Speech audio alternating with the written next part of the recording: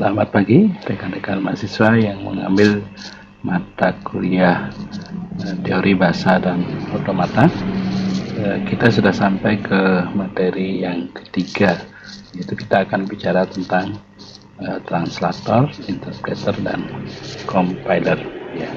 Nah, sebelumnya saya ingatkan terlebih dahulu seperti biasa lakukan presensi terlebih dahulu ya di LMS-nya. Nah, kemudian setelah itu simak video ini dengan seksama dan lengkapi pemahaman Anda dengan membaca slide-nya ya, karena di video penjelasan ini saya tidak detail ya karena agak banyak materinya. Nah, kemudian setelah itu baru Anda mengerjakan kuisnya ya. Sekali lagi saya ingatkan, jam untuk melaksanakan presensi dan kuis itu terbatas di jam perkuliahan, yaitu dari jam 7 sampai jam 8:40 ya. Jadi saya tidak menerima alasan telat bangun, ketiduran ya. Itu karena sudah terjadwal dan sudah 3 kali kuliah dengan saat ini ya. Baik, kita akan lanjut ke materinya. Nah, ini dia interpreter, translator, interpreter, dan compiler ya. Ini karena memang terkait dengan bahasa pemrograman ini ya. Baik, nah apa itu translator, compiler, dan interpreter ya? Kita lihat dulu translator. Mungkin translator artinya terjemah ya, adalah suatu program di mana mengambil input sebuah program yang ditulis pada satu bahasa program atau short language ke dalam bahasa lain, the object on target language ya. Nah, jika short language adalah high level language, bahasa tingkat tinggi ya, seperti COBOL, Pascal, Fortran, maka object language dan adalah low level language atau machine code language ya. Translator seperti ini disebut dengan compiler ya. Jadi itu ya bedanya ya. Kalau translator itu dia adalah mengambil input dari sebuah program yang ditulis dengan bahasa program atau short language ke bahasa lain yang disebut dengan objek ya. Nah, kemudian kalau short language ini adalah high level language seperti COBOL, Pascal language, low level language atau machine language, translator ini akan menjadi disebut compiler ya. Baik, kenapa sih kita membutuhkan translator ya? Yang pertama, dengan bahasa mesin adalah satu bentuk bahasa terendah di komputer berhubungan langsung dengan bagian komputer seperti bits, register, dan primitif. Jawaban atas pertanyaan ini adalah akan membingungkan bagi programmer yang membuat program dengan bahasa mesin ya, karena bahasa mesin itu kan cuma 1001 gitu, mati gitu ya. Nah, kemudian bahasa mesin adalah tidak lebih dari urutan 0 dan 1 ya. Kita lihat di sini ya, 0 dan 1 aja mesin tahunya ya. Kemudian instruksi dalam bahasa mesin bisa saja dibentuk menjadi microcode semacam prosedur dalam bahasa mesin. Nah, bagaimana dengan orang yang tidak mengerti dengan bahasa mesin? Di sini kan repot sekali ya. Nah, di sini ada beberapa translator ya. Misalnya di sini assembler ya.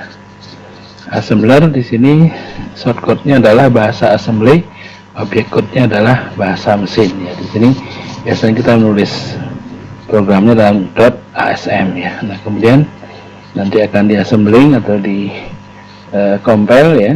Nah, kemudian saya akan menggunakan objek ya, bisa .exe dan .com. Nah, compiler di sini ini adalah shortcode bahasa tingkat tinggi, objek code adalah bahasa mesin atau bahasa assembly shortcode, dan data diproses berbeda ya. Ini dia kalau compiler itu ya. Jadi ada shortcode tadi berupa bahasa pemrograman, kemudian di-compile menjadi objek code. Nah, kemudian ditambah dengan data, ini bisa dieksekusi, maka menghasilkan dengan hasil sesuai yang kita inginkan ya. Kalau interpreter di sini tidak menghasilkan bentuk objek, tetapi hasil transaksinya hanya dalam bentuk internal, di mana program induk harus selalu berada dengan compiler ya. Jadi kalau untuk compiler di sini ada shortcode, ada data, ini diterjemahkan satu persatu ya. Kemudian langsung hasilnya. Ini dia compiler dan interpreter ya.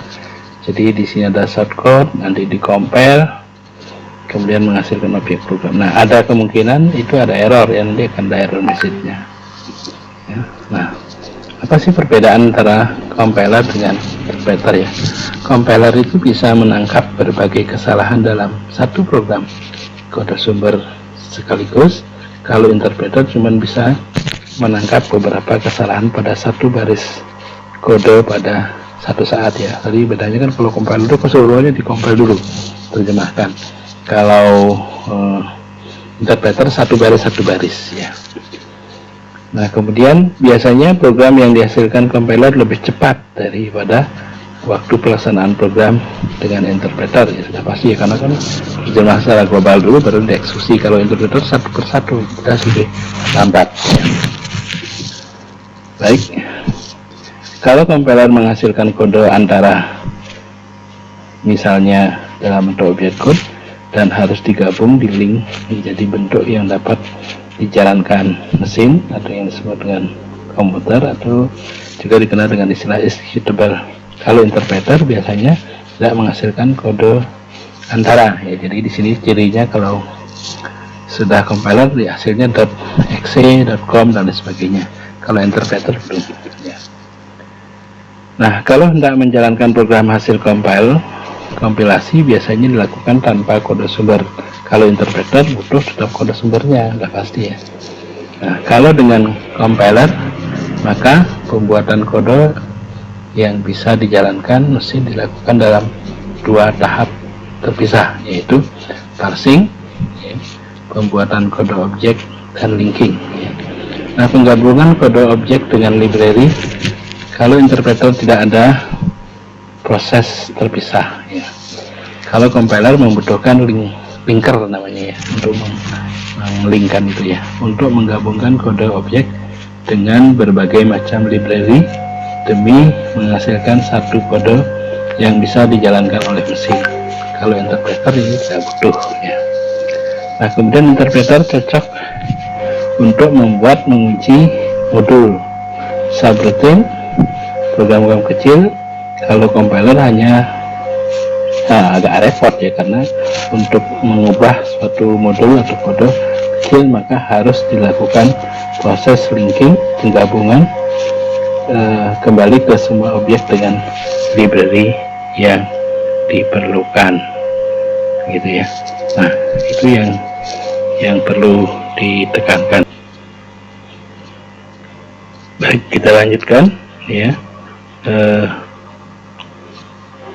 Kita akan pada compiler biasanya dilakukan optimasi peningkatan kualitas code yang bisa dijalankan ya. Ada yang optimalisasinya sebenarnya lebih cepat, yang lebih kecil, ada yang optimasinya untuk sistem banyak prosesor ya. Kalau interpreter susah atau tidak bisa dioptimasikan ya. Nah, proses dikelompokkan ke dalam dua kelompok besar ya. Ada namanya analisa program sumber ya, ini dipecah-pecah dalam bentuk menjadi antara ya, interpreter, intermediate representation ya. Dan yang kedua adalah sintesa, membangun program sasaran yang diinginkan dari bentuk antara tersebut ya. Nah, ini dia proses sebuah kompilasi ya. Di sini ada pengelola tabelnya. Nah, kemudian dilakukan program sumbernya itu kemudian dianalisa atau di scanning ya, kemudian di parsing, dipecah satu persatu, kemudian dianalisis semantiknya, kemudian dibangkitkan kode antaranya, kemudian berikutnya dioptimalkan kodenya, kemudian dibangkitkan kodenya. Nah, jadilah bahasa sasaran ya. Nah, inilah yang merupakan proses untuk sebuah fase-fase proses. Nah, di sini ada kemungkinan terjadi pesan-pesan kesalahan ya. Nah, penganalisa leksikal di sini adalah membaca program sumber karakter demi karakter ya, sederetan satu atau lebih karakter dikelompokkan dalam satu kesatuan mengacu kepada pola kesatuan kelompok karakter taken ditentukan bahasa sumber. Ya, kelompok karakter yang membentuk sebuah token ini dinamakan lexeme, ya, atau token tersebut. Ya, setiap token yang dihasilkan disimpan dalam bentuk tabel simbol. Nah, sederetan karakter yang tidak mengikuti pola token akan dilaporkan sebagai token tak dikenal dengan istilah undefined token. Ya. Nah, memeriksa kesesuaian pola deretan token dengan aturan sintak yang ditentukan dalam bahasa sumber. Ya, nah, sederetan token yang tidak mengikuti aturan sintak akan dilaporkan sebagai kesalahan atau sintak error. Ya. Nah, secara logika deretan token yang bersesuaian dengan sintak tertentu akan dinyatakan sebagai pohon parsing atau parsing tree. Ya. Nah, penganalisa semantik di sini dia akan memeriksa token dan ekspresi dari batasan-batasan yang ditetapkan bahasa ditetapkan. Nah, batasan-batasan tersebut misalnya ya panjang maksimum identifiernya misalnya 8 huruf. Panjang maksimum ekspresi tunggal adalah 80 karakter ya. Nilai bilangan bulat itu antara minus 32.768 sampai dengan plus 32.667. Nah, operasi aritmatika yang harus melibatkan operan-operan bertipe sama ya. Nah, pembangkit kode antara di sini membangkitkan kode yang disebut dengan intermediate code berdasarkan pohon parsing ya. Pohon parsing selanjutnya diterjemahkan oleh suatu penerjemah yang dinamakan penerjemah berdasarkan sintak atau sintak directed translator. Hasil penerjemahan ini biasanya merupakan perintah 3 alamat ya, 3 address code yang merupakan presentasi dari program untuk satu mesin abstrak ya. Perintah 3 alamat bisa dibentuk dalam quadruples atau operan ya, argumen dan operan 2 plus hasil ya. Kemudian triple itu operan dan argumen 2 ya. Nah, ekspresi dengan satu argumen dinyatakan dengan diterapkannya argumen dengan misalnya strip task ya. Nah, melakukan optimasi atau penghematan space dan waktu komputasi jika memungkinkan terhadap kode antara ya.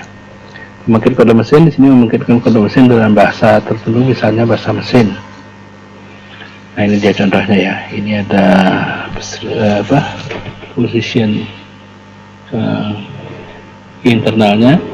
Ini rata-rata misalnya rumusnya begini ya, position sama dengan inisial ditambah read kali 60. Nah, ini diproses ya dengan rumus-rumus yang ada, kemudian diparsing tiap perintahnya. Nah, ini akan menjadi bahasa pemrograman dan kemudian membentuk code ya. Code ini adalah rumus-rumusnya, akhirnya dia membentuk sebuah bahasa mesin atau assembler di sini ya, move dan lain sebagainya. Ini contohnya. Nah, kalau programmer itu melihatnya tentunya dalam bentuk bahasa pemrograman seperti ini ya, bahasa Inggris ini. Case OSIP sama dengan 1 dia akan di koordinat 18,5 dia menjalankan apa ini dari segi programmer ya. Jadi dia melihat program shortcode yang bisa dibaca dalam bahasa Inggris ya. Nah, kalau mesin view-nya cuma 0101 gini ya. Nah, kemudian hardware itu melihatnya hanya proses saja ya, ngapain dia dulu ini dalam bentuk flowchart ya. Input, memori, calculate, copy dan sebagainya ya. Nah, pembuatan compiler bahasa mesin di sini sangat sukar dan sedikit kemungkinan untuk membuat compiler dengan bahasa ini karena manusia susah mempelajari bahasa mesin ya. Sangat bergantung kepada mesinnya ya. Bahasa mesin kemungkinan digunakan pada saat pembuatan assembler ya. Nah, assembly di sini adalah hasil dari program yang punya ukuran yang relatif kecil. Sulit dimengerti karena sistem atau perintahnya singkat-singkat, butuh usaha untuk membuatnya. Fasilitas yang dimiliki juga terbatas. Nah, kalau bahasa tingkat tinggi di sini atau high level language ini sudah lebih mudah dipelajari ya. fasilitas yang dimiliki juga lebih banyak, memiliki ukuran relatif besar. Misalnya membuat compiler Pascal menggunakan bahasa C gitu ya. Print write learn itu kan sudah dikenal ya. Untuk mesin yang berbeda perlu dikembangkan tahapan tambahan ya. Misalnya membuat compiler C dan DOS berdasarkan compiler C pada Unix ya. Nah, ada yang disebut dengan bootstrap ya. Ini adalah untuk membangun suatu yang besar, dibangun atau dibuat dulu bagian intinya, itu yang disebut dengan Niklaus Wirth ya. Ini saat pembuatan pasca compiler ya. Ini dia bootstrap itu ya. Bootstrap itu terdiri dari P0, ini dia paling tengah ya.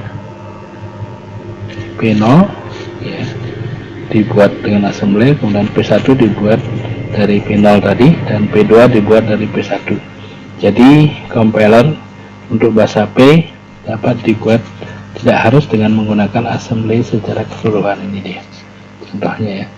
Jadi dari dibuat assemblernya dulu, kemudian yang dibuat oleh P1 dan P2 itu dia sebuah compiler. Ini contoh shortcut program ke dalam bahasa mesin. Ini shortcutnya kan bahasa Inggris nih ya. If count sama dengan 10, go to, dan else gain. Nah, kemudian di sini akan dibandingkan ya. Kalau sudah, nanti di sini di-compare ya. Nah, kalau mesinnya bahasanya seperti ini 1001 ya, kita nggak paham ya. Nah, kita akan masuk bahasa sumber ya. Apa itu bahasa sumber? Bahasa sumber adalah kumpulan kalimat-kalimat rangkaian kata ya. Kata unit terkecil dari komponen bahasa yang tidak bisa dipisah-pisahkan lagi ya.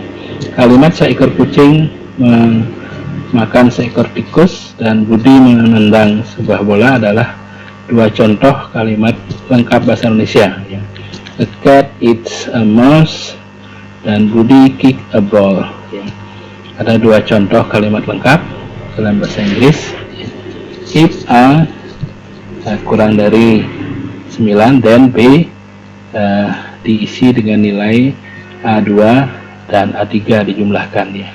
For I sama dengan start from finish, jadi to A yang ke I sampai B yang ke I ya. Ini terus disinuskan antara I dikalikan dengan P per 16. Ini adalah dua contoh kalimat pelengkap dalam bahasa pemrograman Pascal ya.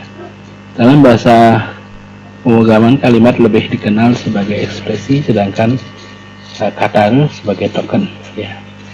Ini dia bahasa tingkat tinggi atau pemrograman, bahasa yang lebih dikenal dengan manusia maksudnya temannya, dan menggunakan bahasa yang dipakai oleh manusia, umumnya bahasa Inggris ya. Ada teman saya yang buat bahasa dasar itu pakai bahasa Indonesia sudah ya. Kemudian bahasa pemrograman didefinisikan dengan menentukan bentuk program atau sintak dan arti programnya, atau yang disebut dengan semantik ya. Kemudian memberikan fasilitas yang lebih banyak seperti struktur kontrol, program yang terstruktur, blok-blok, serta prosedur dan fungsi-fungsi. Program mudah untuk dikoreksi atau didebug ya. Kemudian tidak tergantung pada salah satu mesin ya. Kontrol strukturnya seperti if, then, else, perulangan, for while, kemudian struktur, blok, if, and ini ya. Ini tingkatan bahasa pemrograman ya. Semakin ke bawah dia semakin dekat dengan komputernya atau alatnya ya, hardware-nya ya. Itu dalam mesin language, bahasa mesin, kemudian di atasnya ada assembler, language, kemudian high level language seperti C dan sebagainya. Nah, 4GL ini yang sudah banyak sekarang beredar ya di internet dengan menggunakan bahasa-bahasa yang sangat mudah sekali. Langsung programnya tergenerate gitu. Nah, sumber perancangan bahasa di sini adalah konstruksi yang diturunkan dari bahasa alami, karena bahasa alami dapat digunakan sebagai panduan untuk perancangan sintak. Matematika misalnya untuk perancangan operasi aritmatik ya. Bahasa pemrograman yang sudah ada ya. Nah, tujuan perancangan bahasa pemrograman atau bahasa pemrograman adalah komunikasi dengan manusia, pencegahan dan deteksi kesalahan, usability ya, artinya mudah digunakan, kemudian efektivitas program, compilability, mengurangi kompleksitas, misalnya penggunaan bracket ya. Efisiensi dengan meminimalisir ketidakcocokan antara hardware dengan bahasa ya.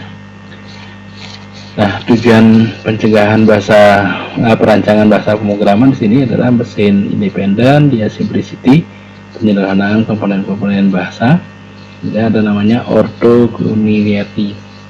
Ya, ini adalah komponen primitif yang dikombinasikan dengan berbagai cara dalam membangun kontrol dan struktur dalam bahasa pemrograman. Ya. Di sini struktur ekspresi ini adalah metode urutan evaluasi dalam ekspresi. Nanti ada explicit, bracketing, dan operator di binding. Ya, binding ini adalah asosiasi antara atribut dan entity, antara operasi dan simbol. Binding time adalah waktu yang dialokasikan untuk menyatukan variabel dengan nilai. Ya. 4 aspek dalam struktur data di sini ada deklarasi data, tipe data yang tersedia, dan alokasi dari storage dan lingkup variabel. Ya. Ini struktur input outputnya, dia format free, langsung ditampilkan sehingga mudah bagi user untuk memeriksa kebenaran program. Contohnya di Visual Basic ya. Kemudian formatted, di sini output ditampilkan secara terformat seperti bahasa C, ada printf, TLP, PB, dan lain sebagainya ya. Nah, andaikan Anda itu menciptakan sebuah bahasa pemrograman, coba sebutkan urutan proses yang harus ditentukan, skenario yang harus dijalankan untuk menghasilkan bahasa pemrograman impian Anda tersebut. Kira-kira gimana ya? Coba ini untuk merenung dulu ya. Nah, tentunya skenario seperti ini misalnya. Pertama, tentukan apa yang diinginkan dulu, kemudian tentukan feature yang mungkin ya, itu fitur-fiturnya ya. Kemudian tentukan desain dan sesuaikan dengan feature-nya atau fitur-fiturnya ya. Tentukan rincian parsing dan error checkingnya. Kemudian tuliskan user manual dan help, ini pemakaiannya ya. Kemudian evaluasilah jika salah, mulai lagi ke langkah ketiga. Langkah ketiga, tentukan desain ulang ya. Kemudian yang ketujuh, jika sudah benar, optimalisasilah dan uji segala kemungkinan ya. Yang kedelapan, coba kepada pengguna, tunggu reaksinya ya. Nah, jika masih ada kesalahan perlu diperbaikan bug melalui versi baru. Nah, ini tools bantu compiler ya. Ini bisa lihat di sini ya. Di banyak sekali ya, di free country, kemudian di rw.cs ya, ada.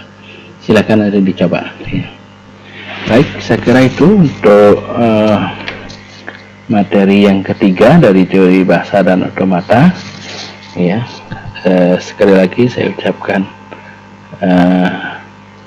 terima kasih atas perhatiannya, dan jangan lupa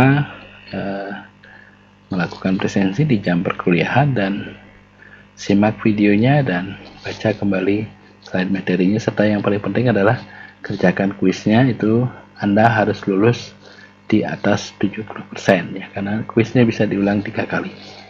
Demikian rekan-rekan mahasiswa, sekali lagi terima kasih atas perhatiannya. Salam sehat untuk semuanya, semoga pandemi ini cepat berakhir ya. Demikian, selamat pagi.